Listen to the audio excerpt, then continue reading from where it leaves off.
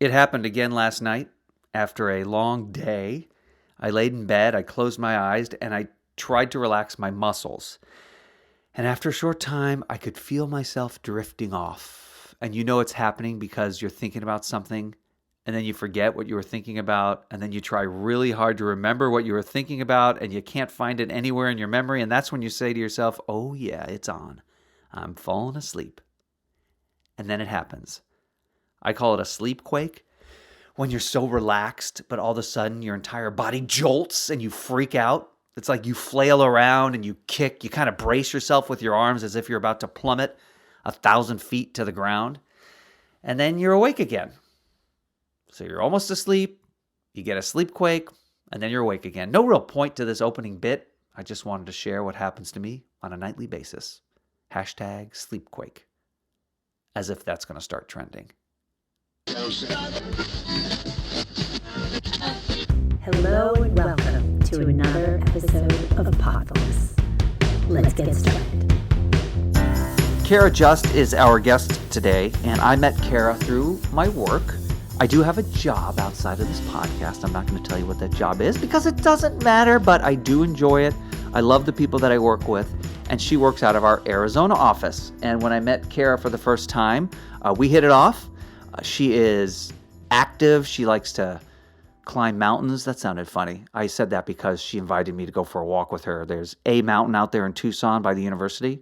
So I don't know if she climbs mountains, but at least she likes to walk up hills. What a weird way to introduce our guest. But Kara is fun-loving. She's smart. And as you will hear, she is into true crime podcasts like so many of you. It was one of the first ones she ever listened to. And you're going to hear all about it. So I think we're ready to meet Kara. Kara, are you ready? Okay, she nodded. She's ready. So let's get to it. Kara Just is my guest. And Kara, I have no agenda for our interview. That's the way I like it. That's what I figured. See, Let's just go. usually I come in with questions and I thought, you know what, I'm going to be spontaneous. I have absolutely nothing planned. Okay. Well, I always have a lot to say. I'm always like, I'm not a big talker. And the next thing I know, I'm like dominating a conversation with my weird stories. And people are like, this girl, God, shut up. Oh, no. So what's so weird about your stories? Do people find you a little odd at first? Well, I wouldn't say odd. Actually, my friends back in New Jersey, they used to call me abnormally normal growing up. Okay. Because I wouldn't show my weirdness or quirkiness to the outside world. But no, I'm like one of those people, like I love talking a good conspiracy theory. I'm obsessed with plane crashes. Like I'm flying tomorrow and I'll literally talk about plane crashes in an airport and people are like, are you crazy? Yeah, And there's I'm like, certain no, no, no, subjects you it's good. shouldn't talk about I know, but before see, you fly, and that's one. there's a weird comforting thing about it because I like can tell you certain plane crashes, what happened and how they fixed it. So it'll never happen again. So like I don't Whoa. know, it's yeah, so I'm like into weird things like that people wouldn't necessarily know about me. Well, let's dig into your past because maybe that can inform us as to why you're like this. But so, Kara, you said you are from New Jersey. I am Are you still a Jersey Jersey gal. girl, even though you now live where? I live in Tucson, Arizona. It'll be 7 years this June that I'll Okay. be out here. Yeah. Are you getting the Big itch to move back to Jersey? Never. We actually, my husband and I talked about this last night when we were out to dinner that he does not like going back there.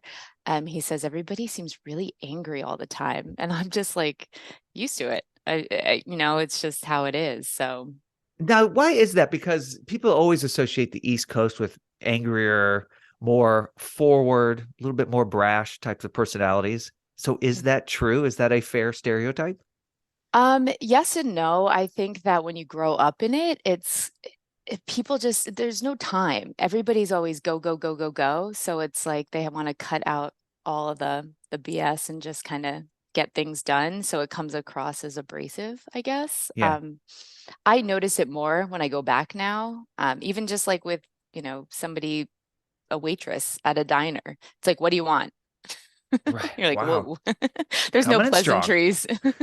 So yeah, no, it's I still like going back there. Funny story, when we were there over Christmas, a couple of friends that I used to work with out there, they invited us to a happy hour. So I brought my husband over, to this bar to meet them. And he made a comment to them about how he notices when he's in New Jersey how uptight and kind of, I don't think he used the word aggressive, but like he said, like blunt or bold, everybody can be. And they were on him immediately. What are you talking about? What do you mean? We're not aggressive. Like they just Wow. like latched on, and he was like this is what I mean.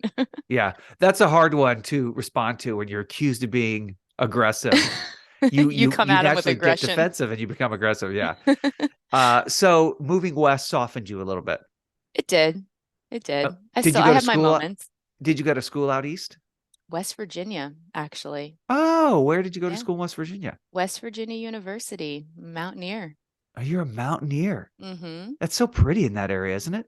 It's beautiful, but I'll tell you what, if you travel outside of Morgantown, there's some deliverance stuff going on. It is wild out there. Like there are some pockets where it's beautiful, but it's also kind of a little scary, I guess you could Yeah. say. One of my favorite books was called Glass Castles or The Glass Castle by Okay. Jeanette Walls, and it took place in Welch, West Virginia, and just talked about her upbringing. And it was rough. It was poverty, and it was Hmm. alcoholism, and it was obviously that's not the whole state, but yeah, there are pockets there. Yeah, for sure. There was a Or, lot of New York, New Jersey students, funny enough, that went there, and I could always tell by the accent. I mhm. was like, oh, that girl's from Long Island. Yeah, I right. would be Oh, you able to like could. point it out. Yeah. Well, I would. That's one of the states on my short list. It's so beautiful and it's Hmm. still pristine. But I have a feeling a lot more East Coast, the way West Coasters are moving into Idaho and Montana, right? I have a feeling Yeah. like West Virginia is going to grow more popular with the East Coast set. Yeah, I wouldn't be surprised. I mean, So property you, taxes, yeah, right. people are getting out of there. Yeah, no kidding. I noticed you're wearing a Def Leppard t-shirt. Oh, So yeah. are you wearing that just for kitsch value or are you a Def head? I'm I don't not even a know if deaf that's a head. thing. No, no. I Can you saw it. I name liked it. I bought it. Wait a minute. Can you name any songs by Def Leppard? Probably not. Oh Oh, my well, gosh. wait. Pour some sugar on me. Is Yeah, that's Pour Some Steph? Sugar on Me, Yeah, that's sure. probably the only one I could think of. Def Leppard, obviously in the 80s, I guess they were considered metal or a hair band, but they were so good. And they were the epitome of pop music, except they weren't labeled that. And in interviews Mm, later, the lead singer was frustrated because he viewed himself as a pop band. And when you listen to their uh. vocals, it's really good vocals. Kara, you need to listen to the music if you're going to promote it on your t-shirt. This is what I slept in, so I don't know if I'm actually walking around promoting this, but Okay. fair, fair. I'll start listening to them. So tell me a little bit about your personal life. You are married. Yes, I just got married back in October All right. 2022. Yeah. How's that going? Pretty well? Good. Yeah. Yeah. Yeah. It's, Not tired same of him old, yet? same old. No, not yet. I'm definitely happy that I'm no longer wedding planning. That is Oh, were you a welcome. bridezilla? Was he groomzilla? No, no, it No. was more, I just don't like, funny enough, I'm on a podcast. I was just about to say, I don't like being asked a lot of questions. Uh-huh. That's tough. I'm But, going to ask him. but no, it was just like like it's the details, such minutia of Yeah. colors of napkins, and I'm like, I don't care, Yeah. So I think it was just overwhelming because with work, when I'm at work, I focus solely on work, and I'm getting phone calls from, the videographer, the photographer, or my wedding coordinator about things. And I'm just like, not now. Like, this is stressful. So I had to deal with everything outside of work. And I just felt like I never had a moment of peace during the wedding planning. Yeah. It's something, all of that work that goes into a 4 or 5 hour event, Mm-hmm. an Yeah. 8 hour day. It's pretty amazing. So where did you meet your husband? So we actually met on a dating app. Yes, you did. That's Yes, great we to did. hear. And funny enough, he was the first person I met on this particular dating app that I downloaded after I moved out here. I think I had only been out here for about less than 2 years. And he was the first person I met. And we joke, he's like, you were not the first person I met on that dating app. Oh boy. Right. But yeah, no, and we've been together ever since. And that was probably the fall of 2018. So was your picture an accurate description of you? And like when you met him, did you think, wow, he actually looks like the photo he posted? Yes, he actually said that to me. Funny enough, on our first date, he said that he was thankful that I looked like who I presented myself in my pictures because he's had been catfished several times prior. So, Oh, really? hmm So tell me about that. So did he show up to a date and it was someone who was either 20 years older or a different gender, or what happened? He just said that there's a lot of women that post pictures of like 10 years ago, Hmm. when they were probably in college or early 20s and now they're in their early 30s. Not that there's, it's just, I mean, if I posted a picture of myself right now, I'm 41. At 31, I definitely look younger. Maybe not totally different, but I don't know. He didn't get into much detail. It was more or less one time he said, "Oh, girl, this is kind of sad, actually." And he felt bad. She drove all the way down from Phoenix, like an hour and 40 minutes to hang out with him. And he said she looked absolutely nothing like the picture. And he said it was just super awkward. And he said he acted Wow. awkward just to try to end the date early, but he Oh felt my guilty. gosh. Yeah. What do you mean it's meant to hmm be deleted? Like you put it on your phone and then when you meet someone, you just delete it? Or Yeah, because you make a connection with somebody and you uh, find your person so you can delete the app. I that's how mean, confident they are in their product. yeah, I think it's Oh, pretty clever. So they have these commercials of where like the little logo of the app is like getting destroyed in different ways because okay. people found their person. Yeah. Perfect. But I've heard though, people have told me they're like, Kara, that's not normal though, to meet the guy, the first person that you meet on the app. And I Yeah, was like, probably not. yeah. No. You sound relatively normal, but your podcasts that you listen to are dedicated to crime. And as you described to me, I also listen to non-murdery stuff. Uh, and you talk about plane crashes and you're into conspiracy theories. So what is your go-to conspiracy theory? Is there one that you have that you know you're right about this? So, well, right now I'm actually into the MH370, the Malaysia airline plane that Okay. disappeared back on March 8th, 2014. And Yeah. the only reason I remember that is because it's my brother's birthday. And the first thing I said, I called him, I said, "Happy birthday. A plane went missing a few hours ago." Oh my And gosh. he was like, "That's weird. Yeah. Thanks." Thanks. That's a great birthday greeting. Yeah, but So the plane, it's still nobody knows what happened to it. nobody knows what happened to it, but there's all these theories about what happened to it. The most likely is pilot suicide, that the pilot purposely turned off all of the electronics in the Yeah. plane. He diverted it, crashed it somewhere in the Indian Ocean. But there is this other theory that there is this tiny little military base, I guess you could call it, called Diego Garcia. I mean, it is small and it is in the middle of nowhere in the Indian Ocean. And I Hmm. believe it's owned by the United States and the British. Okay.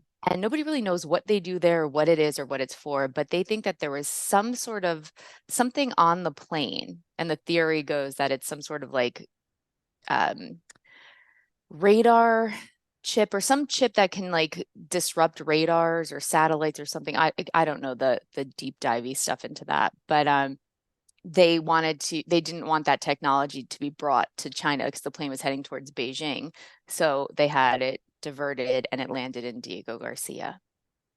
And yeah, the 239 passengers on board, they have no idea. So where are Yeah. those passengers then, according to this theory? Are they on the island? Well, Uh-oh. their Oh, bodies might be. That's the theory. oh, wow. Yeah, that it was like, quote, for the greater good. Now, do you Uh, think did you ever watch the show Manifest? I did. I watched it, but you know what? It's fiction. So I was like, But is it? I know. That's true. Yeah, Mark, it's fiction. It's fiction. It's nobody goes away and comes back. What were they, 5 years older or 7 years older or something like that? Yeah, Well, Kara, I the think so. podcast that we're going to talk about is called Crime Junkie, Yes. right? And we are going to get to that right after this short break. Podfulness. Today's episode of Podfulness is brought to you by Turn Signals. As far as I know, all automobiles produced on the planet come with functioning turn signals, with the exception of race cars, which don't even have headlights, but that's another story.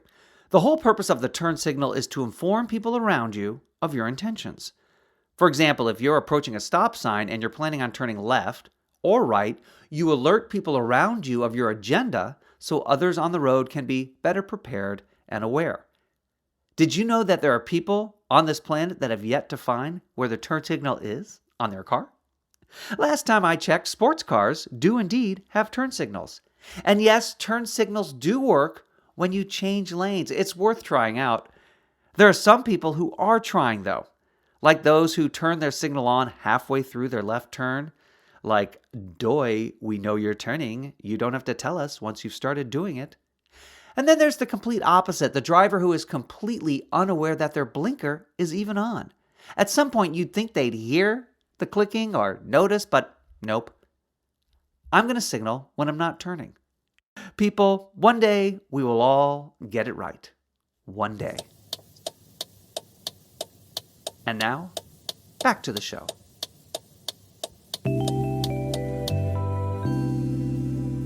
True crime is a huge genre when it comes to podcasts.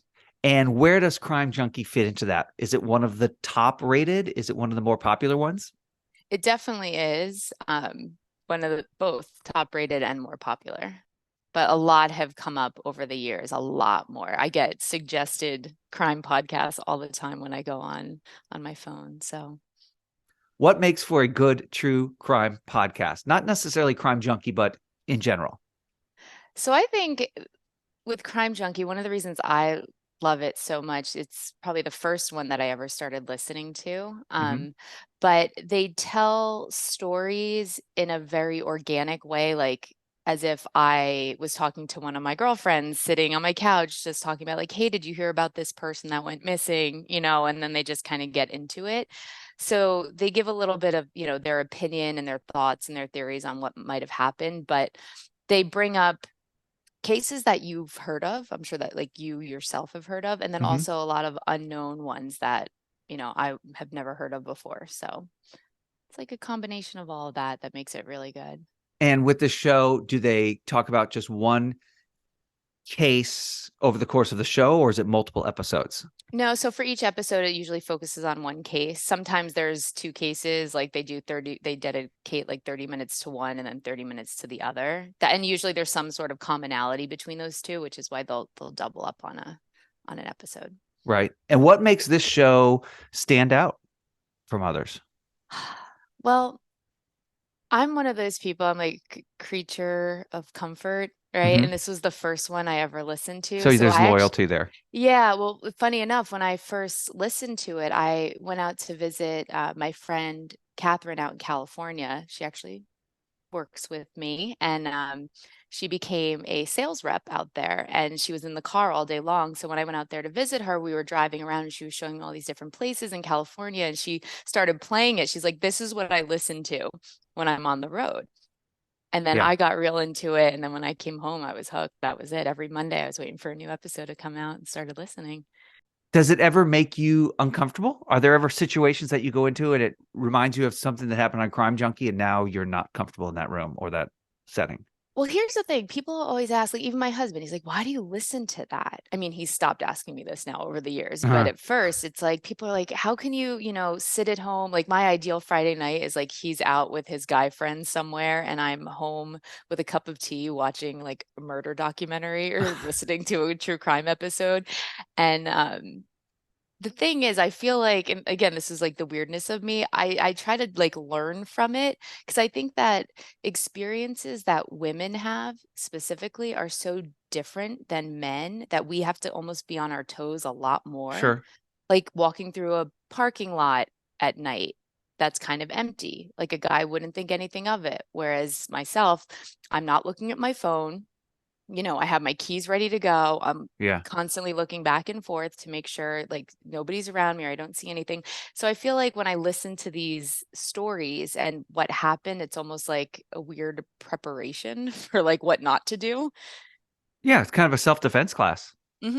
Exactly. So do you think you'd make a good detective?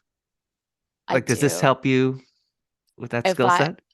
Listen, if I could go back in time, I would, and I know this sounds crazy. I thought about it. People are like, "Oh, what about like forensics?" And I'm like, "Nah, too much science. I wouldn't. That's not for me." But as far as, being a detective, and investigating, I love that because Yeah. I notice everything. So yeah, It comes out every Monday, and the host is Ashley Flowers, right? yes. And Is her there another friend, host with her? yes, her friend Britt. They're best friends and they've been best friends since childhood, which I think also adds to it. The fact that they know each other so well. It's not just two people that came together, for quote work to create a podcast. It's like this is what they used to do. Like just like what my friend Catherine and I used to do is just hang out and they Yeah. would talk about this stuff. So then they made it into a podcast. So what is her background or their background? I really don't know. I know that Britt used to be work for a private investigator, so she's got some pretty good insight. I don't know too much. I think it was just Ashley's kind of like how I am, just something that she was always into.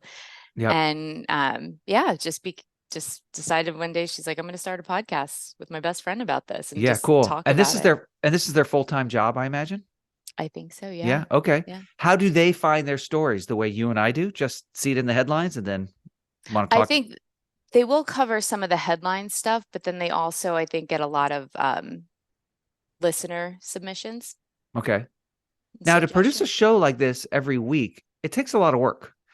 Do they write their own material? Do they have any investigative reporters, you know, in the field? So for some of the stories, they actually do have an investigative reporter for some of the ongoing stuff that they Hmm. cover, but I think they just do their own research. They cite a lot of sources, whether it's, from a crime episode from the Discovery Channel or from a newspaper. Yeah, so they Yeah, kind of take bits and pieces, but they always craft a really clear narrative, which I appreciate. excellent. And So what do they use to advance that narrative? Do they use music? Do they use sound effects? Do they have cliffhangers going into commercial breaks? Like, how's the they format work? they do have cliffhangers that go into the commercial breaks. They don't really use music or anything like that other than their intro. Hmm. I think, like I said, it's just such a good story, and it's like reading a good book, right? Where like you get to a certain part and then you have to like put the book down. You would never do that. But they Yeah, kind of do that with going into the commercial break. And funny enough, their sponsors, I bought a lot of things because of listening to it those works. commercials. It does work. So well done to them. That's right. Yeah. Are there any stories that have stuck with you? Oh gosh. Yes. So actually, I would recommend anybody who's never listened to Crime Junkie listen to The Killer on High Bridge because Okay. this story is so fascinating. It happened in 2017, February of 2017. I don't want to get into too much details, but currently now they finally arrested a man who they think is responsible for this murder of two young teenage girls. And so there's actual court case going on right now in the news. So I actually look it up every day just to kind of get a pulse of any new information that's come out. Do they ever work with the police? Do they have a relationship with law enforcement? They do. They do. They live in Indiana, funny enough. Yeah. Yeah, I was going to tell you about something I realized about them in a second here, but yeah, go ahead. So they live in Indiana. Yeah, they live in Indiana. So a lot of the earlier episodes too, they covered a lot of stuff in Indiana, and the killer on High Bridge that happened in Indiana, Okay. Delphi, Indiana. Yes, that's right. Yep, that was a Hmm. very big story here. Yeah, and so Where I think they they have the man now. I think they have him. they You know, do. Richard Allen. yeah, Yeah, he worked right. at the local CVS. That's right. Indiana. Yeah, these two girls were walking on a bridge after school and they disappeared, right? They were found the next day. They They found, still haven't released how they were killed. They won't right. release any of that information. But crazy enough, one of the girls, Libby, her mother went to that CVS to get photocopies made of the Uh, sketch of the potential killer, and the man, Richard oh my Allen, who worked gosh. there, was the one that printed out all the copies for her. Oh my God, that's awful. Isn't that crazy? I Yeah, mean, I was like, how did nobody know? I mean, this is a teeny tiny town in Indiana, and nobody put two and two together for yeah. almost 5 years. And I guess one of the clues was that I don't know if it was Libby or her friend, actually had the wherewithal to record on her phone and get some audio and managed to send it. And so they had the audio of his voice, right? Yeah, people also call it the Snapchat murders because she took Snapchat out Mm, And they figured out how they were lured there on the bridge that day. She was communicating with somebody else on a fake account via Okay. Snapchat. And this guy, his name is Keegan Allen, he's also currently in jail. He lured them out there and said, like, let's meet at the bridge. Ugh. And so they haven't made the full connection yet, so I don't want to get too much into it, but they think that he was working with the other man, Richard Allen, who was arrested. Like there was some sort of bigger plot at hand. So it's Yeah. kind of crazy. It's almost like movie scripted crazy. Yep. So when I was doing a little research on this show, I looked up their about page and I saw that they have a P.O. box that is literally around the corner from me. Like, Really? yes, they're down the street. They're 2 miles away. And I thought, oh, I probably shop at the same grocery store as these two ladies. You probably do. That's Yeah. so cool. I'm going to have to look them up. So at their website, which is crimejunkiepodcast.com, it looks as if they want help solving some of these mysteries. Like it says, if you have any information, call this number. They provide organizations that help support victims. So it sounds like their heart is in the right place. Does this come across in the show? Oh, yes, yes. So like I said, because the way the details and the story, how it, I hate to call it a story, but how the incident or the Yeah. crime unfolds, they always say, like what happened, where it was located, if you were around or if you saw anything that day, to contact, local authorities or the FBI, depending on, the type of case. So, and they do work with the local Indiana authorities a lot. Yeah, it feels a lot like America's Most Wanted from your description. Yes, like The that and TV like show. unsolved mysteries, like a Mhm. combo of both. Yeah. Right. I also saw on their website, Kara, that they have a fan club with different tiers. Are you a member of their fan club? Oh, I'm not. I'm not, but you're Oh, putting me on the spot. I know that's so sad, right? Here I am. I love this podcast, but I'm not part of the fan club. I was just curious if, yeah, I know there's exclusive content, but I didn't know what the benefits might be. There's So, other episodes from what I understand, and then they have like merchandise that they give out, but I'm not into that. I just like to wear my, Def Leppard yeah, t-shirts I and know. You look rad in it. I always worry that people get desensitized if they listen to this all the time, but it sounds like the opposite has happened with you and probably listeners. You're more aware, right? 100% more aware. And funny enough, the way I got interested in true crime, it's not because of this podcast. It's a kind of a crazy story of how I even thought of it. Because when I was in high school, middle school, I never really paid attention, I guess you could say, to stuff like, this, like somebody that maybe went missing locally that would be of interest, but didn't happen very often. Um, but when I was in college, and this is the year 2000, so this is before podcasts, before Yep. anything like that. I was, West Virginia University. I had a roommate, didn't know her very well. We had only been living together for maybe 2, 3 weeks, and we had one shared little television in our dorm room. And I'll never forget, I was sitting on my bed and I was doing something like, I don't know, painting my nails or it's, I don't know. Let's say I was studying because that makes me sound studious. I was studying. Yes, of course you were. And and she had on one of those shows, like forensics files, Hmm. like on A&E or something, super primitive crime shows those days. And I'll never forget, I heard the narrator say, Amy left her job at the Morris County Mall and then vanished. And I immediately looked up because I'm like, Morris County, I'm from Morris County, New Jersey, but Morris County, that could be anywhere in the United Hmm. States, right? But it piqued my interest. So I start watching it. And then I'm looking at what is the actual Morris County Mall by where I lived. And long story short, now I'm like fully invested. It's this girl from Parsippany named Amy Hoffman. She was a 17 or 18-year-old senior at Parsippany Hills High School, grew up, born and raised in Parsippany. And I watched this whole episode. It happened a year or two before I was born. So I called my mom up after, and it turned out she was actually murdered by a serial killer. And I was like, there's a Oh gosh. serial killer running around my town, in the Yeah. 80s.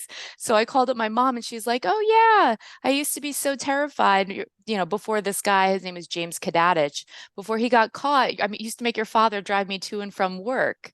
And I was like, oh my Lord, why did you never tell me about this? So after that, I was kind of hooked on these shows and these stories. Oh yeah. Well, it was happening in your backyard. Yeah, crazy. Oh, Kara. Okay, so the podcast is Crime Junkie. It's very popular. It's beloved by Mhm. Kara and all Def Leppard fans around the country.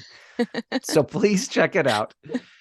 Kara, now we're going to transition into a game that has nothing to do with crime. It's going to be lighthearted, right? Because crime is a heavy subject. So we are going to play a game called Need for Speed. Podfulness. Okay. All right. So this is how it works. I'm going to put 2 minutes on the clock, and I'm going to ask you a variety of questions, and all you have to do is provide an answer.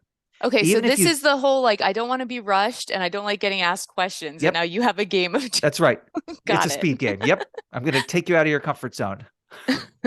So we're going to put 2 minutes on the clock. I'm going to ask you a variety of questions. You have to provide an answer, even if you don't know the correct answer. You cannot skip any questions, Okay. right? So if your answer is incorrect, that's fine. You just have to go through. The game has a theme, and you're going to figure it out pretty quickly, but I'm not going to tell you what the theme is at this moment Okay. because I'm mean. So here's a practice question. So Kara, name a vegetable that isn't green. Tomato? Okay. Oh. I don't Oh, even that's know. a fruit. I think that's a fruit actually. It might be a fruit. But that's Cauliflower. Do you say cauliflower? Yeah. Perfect. Excellent answer. Now, the questions have nothing to do with fruits or vegetables. Just wanted to see how fast you are on your feet. So remember, if you don't know an answer, you still have to answer. Okay. And will you please, Kara, remind the audience what you're playing for today? Bragging rights? That's right. That's it. That's the only thing you're going to get out of me. So here we go. 2 minutes on the clock. Are you ready to begin? I guess so. Let's do it. Here we go. And you'll have to tell me what the theme is. You'll figure it out pretty quickly. Here we go. And we start now. John Roberts, Sonia Sotomayor, and Ketanji Brown Jackson are all what? Historical figures? Supreme Court justices. That's a historical figure. All right, we're already 50 seconds in. We got to keep going. Oh, don't ask me history. Oh no. The starting quarterback for the Chicago Bears. Oh my gosh. Oh my Justin gosh. Fields. We got to keep moving. Justin Fields. You visit a chiropractor when your body needs to be what? Adjusted. Adjusted, correct. She's best known for playing Mallory on Family Ties. Oh, I don't know. Lisa Kudrow. That's Kudrow. incorrect. Justine Bateman. Yes. High school student Terry feels sexually discriminated against, so she decides to do something about it. She dresses like a guy, gets a boyish haircut, and pretends to be this in a 1985 movie with the same name. Oh my God. Is it something about her or something like that? Just one of the guys. Just one of the guys. Okay. Damn it. When food is disagreeable and your stomach has a hard time breaking it down, you get this. An upset stomach. Indigestion. Digestion. Billy Joel, not Bruno Mars, had a song by this title. It came from Joel's 1977 smash album, The Stranger. Bruno Mars had a song also by the same title. Oh, I don't know. I can't Just make it. the Way You Are. I know. I'm getting the just. I Yeah, just okay. don't. Founded in What is 1922, this once very popular general interest magazine was found in dentists' offices everywhere. Just teeth. Just Teeth is a hilarious answer. No, Reader's Digest. Once married to Halle Berry, this former major leaguer played for the Atlanta Braves, Cleveland Indians, now Guardians, and the New York Yankees, as well as the Oakland Athletics. What was his name? Justin. David Justice. Just- All right, 2 more questions, even though we've gone over with time. A fool, a joker, a member of the household of a nobleman or monarch employed to entertain guests during the medieval and Renaissance eras. A court gesture. A court jester. And Jester. that's correct. This game is finally over. You could say that it ended blank in the nick of time. Justly. No, just in the nick of time. Now, Oh God, Kara, I'm so, this is so bad. Listen, I told you, I can't do anything under pressure when there's a time crunch. But Kara, what was the theme of this game? Oh, my last name. Your last name, just perfect. Yes, I butchered that, but No, you know that- what? That was a lot of fun. Well, you're under a time crunch. There's a lot of pressure. Yeah, And you were just an amazing guest, Kara. thank you. Yes. Thank you for coming on the show and talking about Crime Junkie. Be sure to tell all of your friends about Podfulness. Can you do that for me? Will do, of course. Okay. Enjoy your day. You too. Take care. The pressure of a ticking clock gets you every single time. I can sit at home on my sofa, watch Family Feud, do that final feud, and get get every single question correct, get 200 points on my own, but you put a microphone in front of me and a camera, and you start that clock, and I'm sure I would go blank. So, Kara, we feel for you, girl. We know that wasn't easy, but it was a valiant effort. I appreciate you so much for coming on the show. And of course, listeners, I appreciate you for checking it out. Please share with your friends, like on Facebook, Twitter, Instagram, even LinkedIn, whatever. I'm not really into social media, but I am trying to have more of a presence because I want to get the word out. I'm enjoying doing this podcast. I hope you're enjoying listening to it. And thank you for spending a half hour with me. So I will see you next time on a brand new episode of Podfulness.